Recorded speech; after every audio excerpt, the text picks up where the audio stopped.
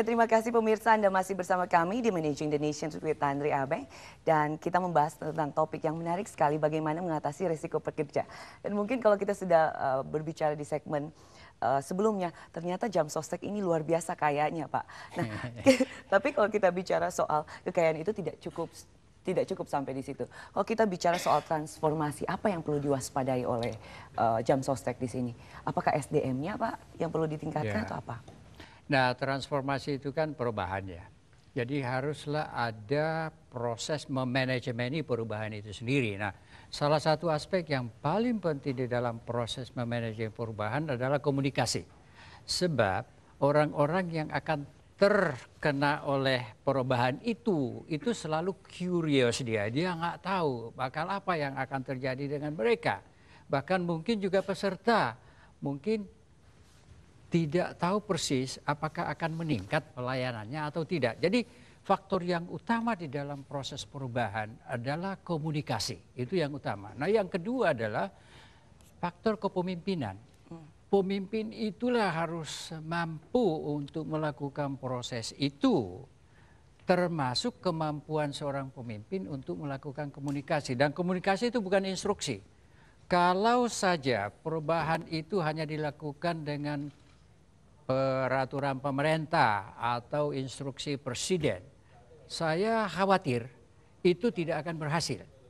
Yang kita butuhkan adalah saling pengertian, dan itulah yang saya namakan dengan komunikasi. Nah, kalau bicara tentang komunikasi berarti jam sostek juga harus mendengarkan apa yang mau dikomunikasi oleh teman-teman kita dari mahasiswa pada malam hari ini. Silakan disebutkan nama dan apa pertanyaannya. Yang ingin saya tanyakan adalah bagaimana dengan nasib para TKI kita yang sudah melewati jalur resmi.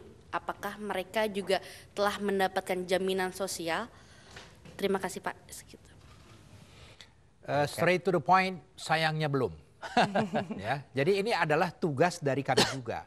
Sebetulnya kalau bicara mengenai jaminan sosial itu kan hak dari seluruh rakyat. Tidak peduli lokasinya ada di mana, domisilinya ada di mana. Apalagi ini tenaga kerja, buruh migran. Ya, jadi kami ini sedang merancang suatu sistem bagaimana caranya untuk bisa mengcover atau mencakup tenaga-tenaga kerja yang berada di luar Indonesia yang jumlahnya itu jutaan. 2 juta Pak. Ya. Untuk di Malaysia saja. Ya, untuk Malaysia saja 2 juta. Apalagi bicara mengenai Timur Tengah, Korea dan sebagainya. Caranya itu begini, kami sekarang sedang merancang suatu sistem lewat pengiriman uang yang dilakukan secara rutin oleh sebagian besar TKI yang ada di luar negeri untuk keluarganya. Itu yang disebut dengan remitansi atau remittance. Ya. Jadi dari remittance yang dilakukan lewat bank, kami tentunya harus kerjasama dengan bank, ya. Entah itu bank dalam negeri maupun bank asing, termasuk mereka yang bergerak di bidang remitansi, yaitu seperti misalnya MoneyGram, Western Union, ya. Itu nanti pada saat mereka mengirim remitansi tadi, kan biasanya mereka dipungut ada ongkosnya, lamsam. Entah misalnya $5, entah $10, nggak tergantung jumlahnya. Dari situ nanti ada unsur iuran jaminan sosial.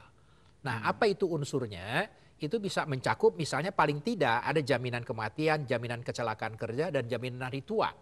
Ya. Nah, sehingga nantinya dimanapun mereka berada, begitu nanti kembali ke tanah air, ya, tentunya melalui suatu sistem mereka sudah punya juga kartu kepesertaan dari jam sostek. Berarti begitu pulang mereka sudah punya tercover coveragenya itu. Nah, kapan mereka bisa membutuhkan, misalnya katakanlah untuk bisa mencairkan jaminan hari tuanya atau misalnya mendapatkan kecelakaan kerja, itu nanti kami akan tangani, ya. Tapi kan kalau yang seperti itu berarti mereka harus mendapatkan informasi yang banyak soal hal itu. Bagaimana komunikasinya, Pak? Sosialisasinya. Nah, tadi saya ingin mengomentari apa yang disampaikan oleh Pak Tanri Abeng, ya. Ini mengenai bagaimana mengkomunikasikan perubahan, termasuk mengkomunikasikan juga masalah jaminan sosial untuk TKI ini, ya. Ini memang sedang kami siapkan paket-paket sosialisasi. Sebetulnya bukan sedang, sudah kami siapkan. Ini mungkin salah satu. Ya, salah satunya adalah ini, termasuk juga paket sosialisasi untuk pegawai. Kita bisa mengatakan bahwa ada kecenderungan pegawai itu tidak begitu suka pada perubahan. Mereka takut dan sebagainya. Iya. Nah, alhamdulillah kalau kita bicara mengenai undang-undang BPJS itu menjamin tidak ada PHK. Tidak ada likuidasi. Jadi ini memudahkan kami dalam mengkomunikasikan perubahan ini kepada seluruh pegawai. Termasuk tadi Bapak sampaikan kepada peserta kami. Itu kami lakukan juga secara masif termasuk acara ini. Kemudian juga kepada para pengusaha, kepada federasi pekerja, konfederasi pekerja, serikat pekerja dan sebagainya. Sehingga cara mengkomunikasikan secara benar itu akan mempengaruhi juga hasil transformasi yang sedang kami lakukan atau dalam proses ini.